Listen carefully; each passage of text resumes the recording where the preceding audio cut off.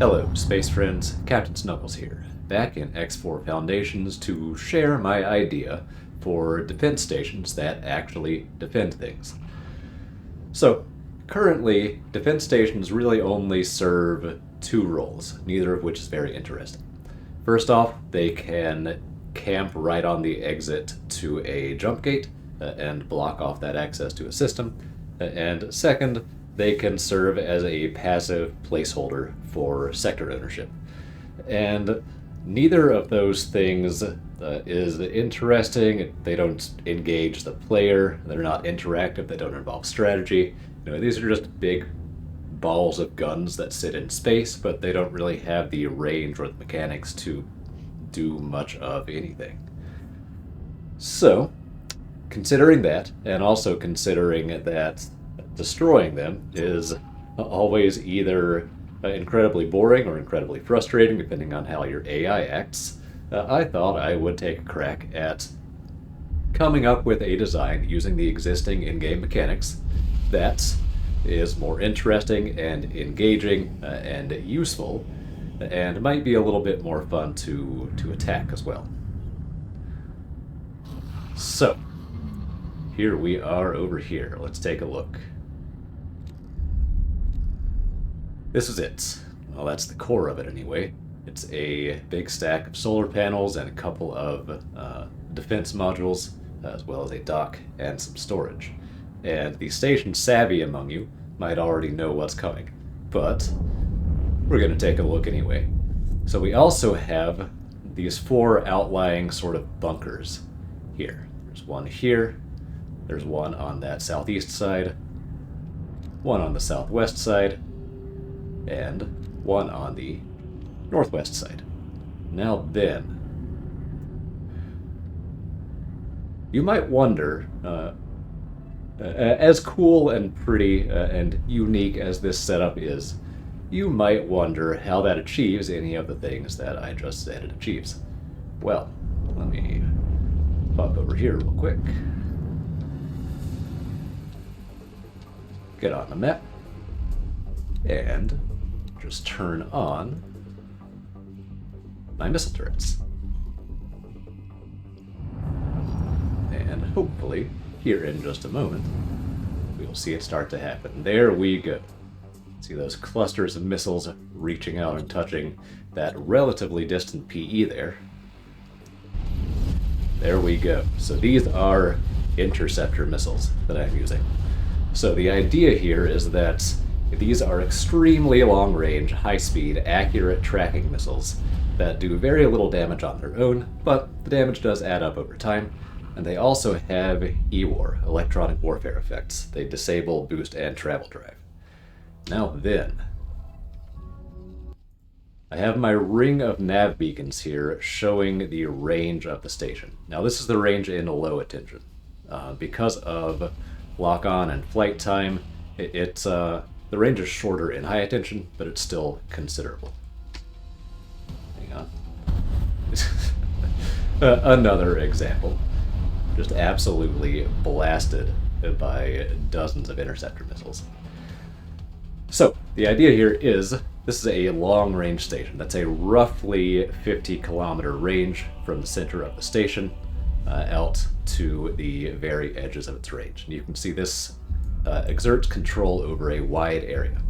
Now, these missiles are not going to take down capital ships on their own, but they will take down sub-capital ships, and they will harass capital ships. They'll provide those travel drive and boost shutdown effects and just make life pretty miserable for capital ships coming through. Essentially, blocking traffic and providing support. All these trade ships through here will be able to escape from their pursuers if the Xenon start to attack them. Missile hits the Xenon, slows it down, the trader escapes.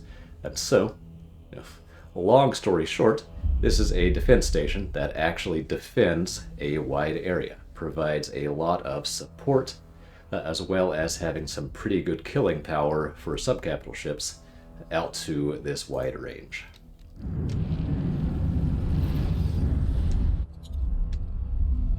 And now, there's a second function here, which is that theoretically, whether it's the player or the AI getting hit by this long-range harassment, that target is going to want to turn in and attack the defense station.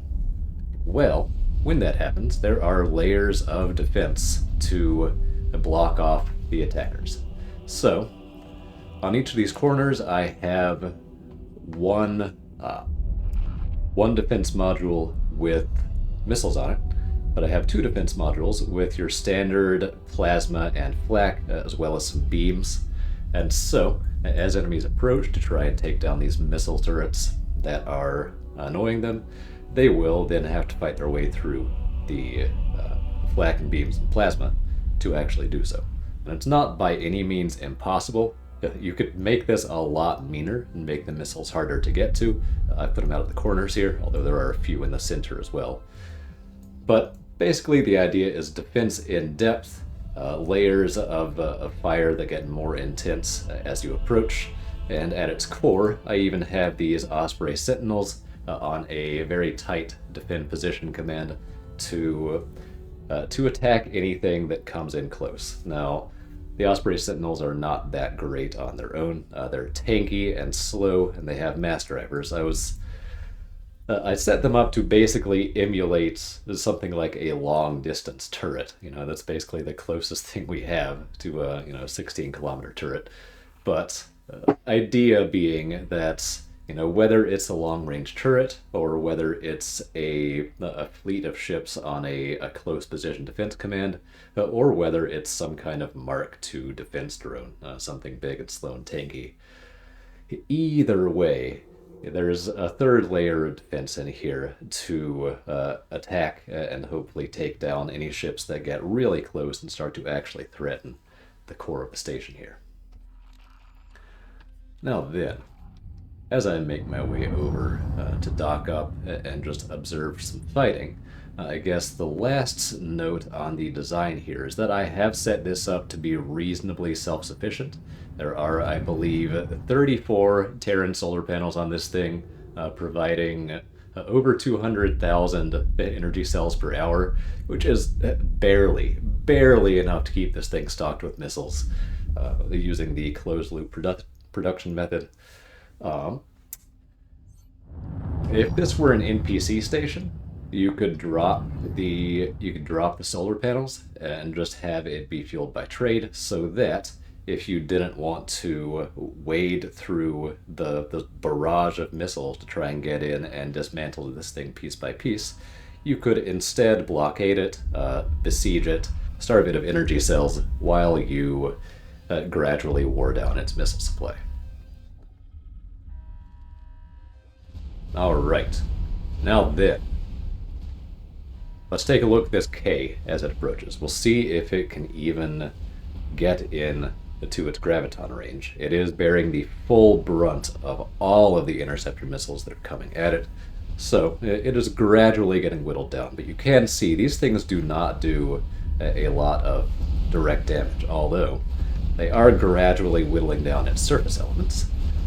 So that's a nice little bonus. By the time this thing gets here, it should be considerably less combat ready. It should be missing a lot of shield HP, and if it gets any graviton shots off, it will not be many, as it finally wades into plasma range eventually and gets taken down. But yeah, I also have dumbfire missiles on this thing as well. I packed on some dumbfire turrets to increase the missile capacity by a lot. I think it takes almost 20,000 missiles. Let's see. Yeah, a total missile capacity of 19,680. You can see they're getting fired at a very rapid rate, but also getting replenished at a very rapid rate. I've kept a reserve of about 1,200 heavy dumbfire missiles, just to supplement the plasma when targets get close. And speaking of which, this target is getting close, so here shortly we should start to see dumbfire missiles firing off, followed closely by plasma. And yep, there comes the plasma there. There are dumbfires firing now, So this case should be not long for this world. Yep. There we go. So there's that defense in depth I was talking about. So it did not get to the final layer of defense, which was the Ospreys. It had to slowly wade through the interceptor missiles that whittled it down from very long range. And then it started taking dumbfire missile hits, then finally plasma hits, and it did not get a single graviton shot off. Now, if this were a full fleet, an I and 2Ks and 30 escorts, that would be a different story. That would have been a much closer fight. But, yeah, you can see that that's how this is designed to work. And there are obviously some limitations just based on the in-game mechanics associated with stations in general.